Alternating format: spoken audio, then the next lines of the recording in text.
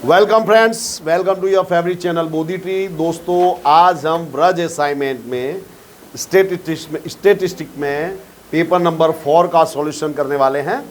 और ये question paper Gujarati में है, लेकिन अब इसको हिंदी में मैं आपको समझाने वाला हूँ। और हिंदी मीडियम में इस तरह की एकमात्र चैनल है, तो चैनल को लाइक और सब्सक्राइब कीजिएगा, अपने मित्रों के साथ शेयर कीजिएगा। So now let's start. हमारा पहला क्वेश्चन है, फर्स्ट टॉपिक का प्रश्न है, 5 वस्तुओं के भाव में क्रमशः 50%, 80%, 110, 160 और 200% की वृद्धि होती है, और ये है उनका सापेक्ष महत्व। तो हमको सूचकांक ज्ञात करना है। तो यहाँ पे हमको वस्तुओं के नाम नहीं दिए गए, तो वस्तुओं के नाम हम मान लेंगे। यहाँ पे आएगा हमारा इंडेक्स यानी I, यहाँ W और यहाँ IW। तो जब भी एक वस्तु याद रखना, सापेक्ष महत्व, प्रतिशत खर्च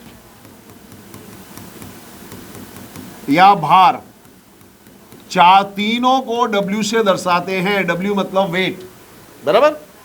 तो वस्तु के नाम नहीं दिए तो ले लो A, B, C, D, E। क्या है? 50। तो देखो 50% की वृद्धि हुई है। तो पुराना सूचकांक था हमारा 100, उसमें 50 बढ़ गया तो 150। 100 का 50% 50 होगा, बराबर। फिर वस्तु बी में 80% की वृद्धि हुई तो हो गया 180। और इसमें तीसरी वस्तु में 110% की वृद्धि हो गई तो हो गया 210। और चौथी वस्तु में 160% की वृद्धि हुई तो हुआ 260। और यहाँ 200% की वृद्धि हुई तो ये हो गया 300, बराबर। अब मैंने पहले ही बता दिया है कि सापेक्ष महत्व, प्रतिशत खर्च, भार, ये W होता है। तो जब भी इन तीनों में से कोई भी एक चीज आए तो हमारा यही वाला सूत्र रहेगा, सूचकांक बराबर sigma IW upon sigma W। यही सूत्र लगेगा जब भी इन तीनों में से कोई भी एक चीज आए। तीनों एक ही है, तीनों एक ही भाई हैं जो कुंभ के मेले में बिछड़ गए थे। तो ये है 10, ये 6, ये 4, 3, 2। IW यानी I और W को मल्टीप्लाई, तो 150 गुणे 10 1500, 10 80 840, 26 तिया 78, 300 दूनी 600। सिग्मा IW यानी इन सब का टोटल, और यहां सिग्मा W।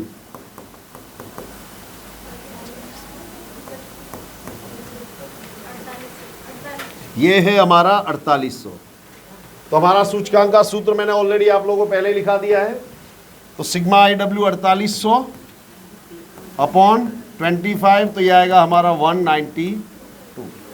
अब इसके बाद कोई इकाई नहीं लिखनी है। तो सूचकांक का विशेषता है कि सूचकांक का कोई इकाई नहीं होती। यहाँ पे आपको इकाई लिखने की जरूरत नहीं है। नेक्स्ट क्वेश्चन है हमारा, आंशिक सहसंबंध का अर्थघटन किस प्रकार से करेंगे। तो देखिए, हम लोग जानते हैं कि R की वैल्यू, सहसंबंधांक की value greater than equal to -1 and less than equal to +1 होती है, बराबर। यानी R की वैल्यू अगर R बराबर -1, अगर R बराबर -1 तो संपूर्ण ऋण सहसंबंध होगा, और R बराबर +1 तो संपूर्ण धन, बराबर। ये हम लोग जानते हैं। तो R की कीमत 0 और 1 के बीच हो, अथवा माइनस और 0 के बीच में, अर्थात R is greater than equal to 1 हो, तो हम कह सकते हैं कि दो चरों के बीच आंशिक सहसंबंध है। 0 और 1 के बीच में हो तो उनके बीच में सहसंबंध, ऐसा कह सकते हैं। तो जब R की वैल्यू -1 के करीब हो या +1 के, यानी -1 यानी -0.98 या 0.84, ये 1 के काफ़ी करीब है। तो जब इस तरह की वैल्यू हो तो क्या होता है कि सहसंबंध की विश्वसनीयता बढ़ती है। तो उसमें एक चर की वैल्यू में कमी अथवा वृद्धि का दूसरे चर की कीमत पर क्या प्रभाव पड़ेगा, ये हम बहुत ही ऑथेंटिक ढंग से, विश्वसनीय तरीके से कह सकते हो, बराबर। जब r की वैल्यू -1 या +1 के करीब हो, काफी करीब, तो जो विश्वसनीयता होती है सहसंबंध की बढ़ जाती है। लेकिन जब r की वैल्यू 0 के करीब हो, जैसे r बराबर हो आपका 0.3 ले लो, 0.12 ले लो, r बराबर -0.15 ले लो, तो ये जो है 0 के बहुत करीब है, 1 से काफी दूर है। तो ऐसे में क्या है, सहसंबंध की विश्वसनीयता कम होती है, बराबर। तो ऐसे में हम जो वैल्यू निकालते हैं, तो हम जो x का y पे क्या प्रभाव पड़ेगा, ये इतना ऑथेंटिक ढंग से नहीं कह सकते। और r बराबर 0 हो तो सहसंबंध का अभाव होता है, बराबर। तो ये जो सब चीजें हैं उसे अपने हम ढंग से हमको लिख देना है। ये थियरी आप लोग लिख के तैयार करेंगे। नेक्स्ट क्वेश्चन है हमारा, अनियमित घटक अर्थात क्या। तो जो सामयिक श्रेणी जो होती है, उसमें किसी आकस्मिक कारण से श्रेणी की कीमत में बदलाव आए यानी श्रेणी की कीमत बढ़े अथवा घटे, तो उसे हम कहते हैं यादृच्छिक घटक। यादृच्छिक यानी जो अनएक्सपेक्टेड आता है, जिसकी हमने कभी कल्पना ना की हो, अचानक आ जाए। अब ये हकारात्मक भी होता है, सकारात्मक भी हो सकता है, बराबर। इस चलन की समयावधि निश्चित नहीं होती। इस प्रकार की कमी, ये जो आकस्मिक है, तो इसका तो आप बोल ही सकते कि इसका प्रभाव कब आएगा और कितने समय तक रहेगा। इस प्रकार की कमी वृद्धि अनपेक्षित, अनियमित रूप से आती है, ये अचानक आती है, इसलिए इनकी आगाही नहीं की जा सकती। ये जैसे आपको एक एग्जांपल दूं, तो शाहरुख खान बायजू का एम्बेसडर था, बायजू कंपनी का। फिर उसका बेटा ड्रग्स में पकड़ाया, तो उसके बाद बायजू का भी जो सेल था वो काफ़ी डाउन हुआ। तो ये जो था वो बायजू कंपनी के लिए क्या था, अनियमित घटक था। बायजू कंपनी ने कभी नहीं सोचा था कि उसके ब्रांड एम्बेसडर शाहरुख खान का लड़का इस तरह ड्रग्स लेते पकड़ाएगा। तो लोगों ने कमेंट किया था कि इसका ब्रांड एम्बेसडर का लड़का ड्रग्स बेचता हो, खाते उपयोग करता हो, वो क्या दूसरे के बच्चों को सलाह देगा। तो इस तरह का जो घटक होता है अनियमित घटक कहलाता है, बराबर। जैसे कोरोना के इम्पैक्ट देखिए, कोरोना में क्या हुआ था, अचानक जो मेडिकल इंडस्ट्री में ग्रो आ गया और ये 2-3 साल तक रहा था। तो ये जो इस तरह की अनियमित घटक होता है, इसमें आपका सामयिक श्रेणी का मूल्य बढ़ भी सकता है, घट भी सकता है, और ये कितने समय तक चलेगा कोई नहीं कह सकता है। ये कौन कौन से घटक हैं, राजनीतिक घटक, उथल पुथल हो, युद्ध हो, हड़ताल हो। अब जैसे यूक्रेन और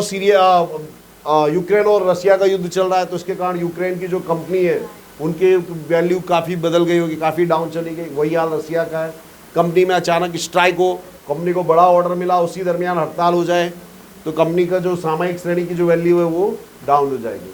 तो इस तरह के घटक जो हैं वो अनियमित घटक कहलाते हैं, और इसे हम RT से दर्शाते हैं। ओके, अगला सवाल है, यदि b बराबर 1.5, r 0.8, x का प्रमाप विचरण। तो देखो b बराबर 1.5, r बराबर 0.8, x का प्रमाप विचरण यानी SX = 1.6। आपको ज्ञात क्या करना है, y का, तो SY हमको ज्ञात करना है। तो जो दिया उसके हिसाब से हमारा सूत्र होगा BYX = R × SY/SX। Only B यानी BYX होगा, बराबर, और BYX तो नीचे x आएगा। तो 1.5, R है हमारा 0.8, SY ज्ञात करना है, SX है हमारा 1.6, बराबर। तो ये हुआ 1.5, इससे ये कैंसिल हो जाएगा, ये हो जाएगा 2 इससे मल्टीप्लाई होगा। तो SY = 1.5 × 2, यानी कि SY बराबर 3, यानी Y का प्रमाप विचरण होगा 3। नेक्स्ट सम हमारा 36। कोई सवाल 6 विद्यार्थियों को हल करने के लिए दिया जाता है। 6 विद्यार्थी यानी n बराबर 6, और विद्यार्थी सवाल सही हल करे उसकी संभावना है 0.6, यानी p बराबर 0.6। तो 6 में से 2 विद्यार्थी सवाल सही करे उसकी संभावना ज्ञात करें, यानी x बराबर 2। तो अब हमको p मिल गया, हमको q ज्ञात करना था। q = 1 - p, यानी 1 - 0.6, यानी कि 0.4। एक वस्तु ये नोटिस करना, हमको यहाँ जिसकी संभावना निकालनी है वो हमारी सफलता। अगर ऐसा बोला जाता कि विद्यार्थी सवाल गलत हल करे उसकी संभावना, तो ये हमारा P हो जाता 0.4 और Q हो जाता 0.6, बराबर। जिसकी प्रोबेबिलिटी हमको निकालनी है वो हमारी सफलता, वो हमारा P। ओके, अब यहाँ पे बर्नौली का सूत्र लगेगा। तो द्विपद प्रायिकता बंटन है P ऑफ x, P की घात x, Q की घात n माइनस x। सूत्र 5 बार 10 बार लिखकर याद करो, बराबर। तो n के प्लेस पर आएगा 6c2, P की जगह पर 0.6 उसकी घात, x की जगह पर 2 सॉरी, और Q की जगह 0.4 उसकी घात 6 माइनस 2, बराबर। 6c2 उसकी वैल्यू होगी 15। ये कैसे आया? तो 6c2, 6 को 2 स्टेप पीछे ले गया, 6 × 5, ये 2 को घसीट के एंड तक ले जाओ, 2 3 6, तो क्या आया? 15, बराबर। 0.6 की 2 घात 0.36, 0.4 की 4 घात तो जाएगा 0.0256। अब इन सब का हम गुणा करेंगे तो हमको मिलेगा 0.1382। ओके, काफी सिंपल सवाल है। हमारा 37 नंबर सम, ये लिमिट का सम है। Limit x tends to -3, 2x² + 9x + 9 upon x + 3। तो ऊपर वाले पद का हम फैक्टराइजेशन करेंगे। कैसे हो रहा है देखो, 2x² + 9x + 9, 2 × 9 18, 18 के फैक्टर करके हमको 9 लाना है। 6 3 18, 6 और 3 9, फैक्टराइजेशन आना चाहिए। तो 2x² + 6x + 3x प्लस, यहाँ 2x कॉमन मिलेगा तो 2 3 6, 3 कॉमन मिलेगा, 3 3 का तो मिलेगा x + 3, 2x + 3। ये जो फैक्टर है हमको दर्शाना जरूरी है।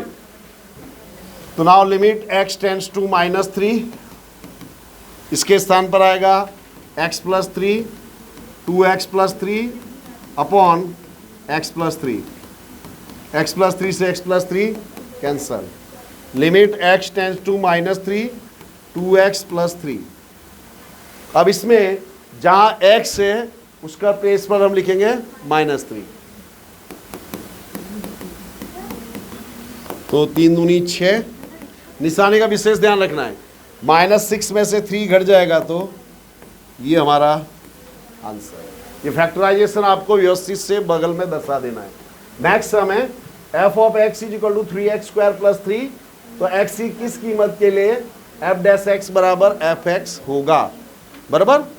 तो यहाँ पे f' मतलब x का विकलन।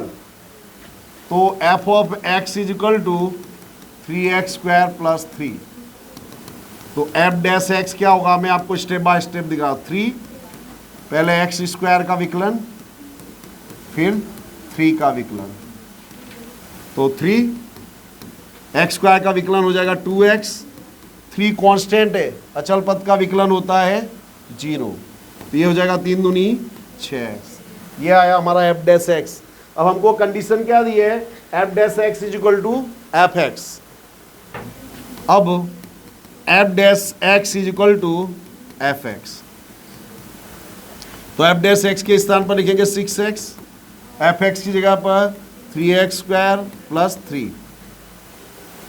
अब हमको x की वैल्यू चाहिए तो 6x को हम उधर ले जाएंगे तो क्या हो जाएगा, -3x² - 6x + 3 = 3 कॉमन लो तो थोड़ा वजन हल्का हो जाए। 3 दूनी 6, 3 एकम 3, 3 कॉमन ले लिया। कॉमन मिले तो सबसे पहले बिना शर्माए कॉमन ले लो। अब 1 का फैक्टर करके 1 2 लाना है, तो 1 एकम 1, 1 और 1 2। तो हमारे फैक्टर होंगे x² - x - x + 1 = यहाँ x कॉमन ले लिया हमने तो x - 1, -1 कॉमन लिया x - 1, x minus one is equal to, यानी x माइनस वन का स्क्वायर, बराबर। तो अब x माइनस वन बराबर 0, तो क्या हो जाएगा, x बराबर 1, माइनस वन उधर जाकर 1। तो आगे छेले आपको आंसर लिख देना है, x बराबर 1 के लिए f डैश x बराबर fx होगा। ओके, इस तरह से हम इसको करेंगे।